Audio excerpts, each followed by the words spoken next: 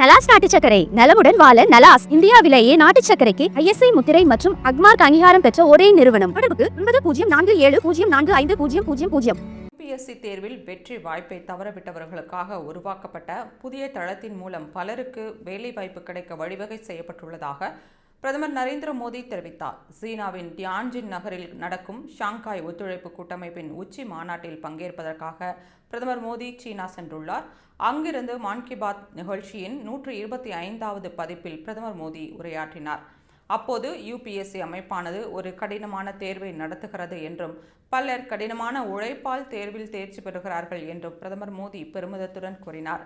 ஆனால் பலருக்கு திறமை இருந்தும் UPSC தேர்வில் தேர்ச்சி பெற முடியவில்லை என்று தெரிவித்த பிரதமர் நுழைநிலையில் அவர்கள் வாய்ப்பை தவறவிடுவதாகவும் மற்றும் தேர்வர்களுக்கு அவர்கள் மீண்டும் தயாராவதால் நேரமும் பணமும் வீணாவதாகவும் கூறினார். எனவே அத்தகைய இளைஞர்களுக்காக மத்திய அரசு பிரதீபா சேது என்ற தளத்தை உருவாக்கியுள்ளது என்று பிரதமர் மோடி தெரிவித்தார். அதில் UPSC அமைப்பு நடத்தும் தேர்வுகளில் பல்வேறு நிலைகளில் தேர்ச்சி பெற்று இறுதிப் பட்டியலில் இடம்பெற்றவர்களின் தரவுகள் இடம்பெற்றிருக்கும்.